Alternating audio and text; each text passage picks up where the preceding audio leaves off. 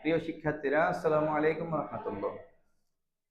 আমরা ইতোমধ্যে দুটো ক্লাস করেছি অ্যাক্টিভ টু প্যাসিভের ব্যতিক্রমের উপর। আজকে আমাদের থার্ড ক্লাসে তোমাদের জন্য আমি দুটো সেন্টেন্স লিখেছি। একটা হচ্ছে কি, সাম মুভিজ মেক আস ক্রাই, কিছু মুভি আছে যেগুলো আমাদেরকে কাঁদায়।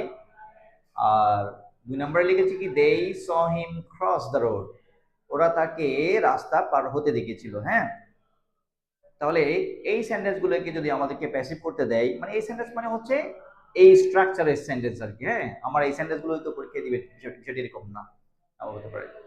তারপরে এখানে একটা স্ট্রাকচার আছে, সেটা হচ্ছে কি, এখানে মেকের সাথে পার্সন প্লাস ভার্ব আছে একটা, মেক পার্সন ভার্ব। এখানে আছে কি, সি স সাথে পার্সন প্লাস ভার্ব। তাহলে make person verb, see person verb, মানে ভার্ব মানে ভার্বের বেস ফর্ম আর কি। হ্যাঁ, ওটা তো আপনারা বুঝবেনই। তাহলে মেক পার্সন ভার্ব অথবা সি, সির যে কোনো ফর্ম, মেকেরও যে কোনো ফর্ম হতে, মেকিং হতে পারে, মেড হতে পারে, উইল মেক হতে পারে, ইজ মেকিং হতে পারে, যে কোনোটা আর কি। মানে মেক শব্দটা থাকলেই হলো। মেক পার্সন ভার্ব অথবা সি স এগুলোর সাথে, মানে সির যে কোনো ফর্মের সাথে পার্সন ভার্ব, এই ধরনের কোনো সেন্টেন্স যদি আমাদেরকে প্যাসিভ করতে দেয়, সেক্ষেত্রে আমরা কিভাবে প্যাসিভ করব মনে রাখতে হবে। এই ক্ষেত্রে আমরা এই যে এখানে দুটো ভার্ব দেখতে পাচ্ছি, একটা হচ্ছে কি মেক নিজেই একটা ভার্ব, আর একটা হচ্ছে কি ক্রাই একটা ভার্ব। হ্যাঁ, তাহলে আমরা এই ক্ষেত্রে আমরা এর আগের একটা রুলে পড়েছিলাম কি, আমরা আগের যেই ভার্বটা ছিল ওটা চেঞ্জ করিনি। যেমন গেট ছিল, হ্যাভ ছিল, ওগুলো আমরা চেঞ্জ করিনি, পরেরটাকে চেঞ্জ করেছি। এগুলোর ক্ষেত্রে হচ্ছে উল্টোটা, এগুলোর ক্ষেত্রে হচ্ছে উল্টোটা, মানে হচ্ছে আগেরটাকে চেঞ্জ করতে হবে, পরেরটাকে ঠিক রাখতে হবে। কেমন? তাহলে আগের ভার্ব কোনটি? মেকটা। আমরা যদি সাম মুভিজ মেক আস, আমরা যদি এভাবে করি, তাহলে মেক এর অবজেক্ট হচ্ছে এটা, আমরা করব কি, এটাকে অবজেক্ট ধরে আমরা আগে প্যাসিভ করে ফেলবো। তাহলে কি হবে, আমাদের আজকে সাবজেক্ট করি, আমরা অবজেক্টকে সাবজেক্ট করার যে নিয়ম আছে আমরা ওটা ফলো করি। একটা হচ্ছে কি, এটা উই লিখবো আমরা। তাহলে কি হলো, আজটা উই হলো। এরপর আমরা কি নিয়ম অনুযায়ী কি করি, অক্সিলারি না থাকলে অক্সিলারি, থাকলে অক্সিলারি বসে, অক্সিলারি না থাকলে আমরা কি করি, প্রেজেন্ট হলে আমি যার দেই, পাস্ট হলে ওয়াজ এর দেই। তাহলে এটা প্রেজেন্ট আছে, আমরা উইর সাথে আর দিলাম। ঠিক আছে, এরপর আমাদের নিয়ম হচ্ছে কি, আমরা অবজেক্টকে সাবজেক্ট করি, তারপর কি করি, টেন্স অনুযায়ী এমিজার ওয়াজ এগুলো বসাই, তারপর হচ্ছে আমরা ভার্বটাকে থ্রি করি। তাহলে মেক কে ভি থ্রি করতে হবে। আমরা বলেছিলাম যে প্রথম ভার্বটা দিয়ে আমাদেরকে বেসিক করতে হবে। তাহলে প্রথম ভার্বটা হচ্ছে মেক, মেকটাকে ভি থ্রি করলাম আমরা, we are made, we are made.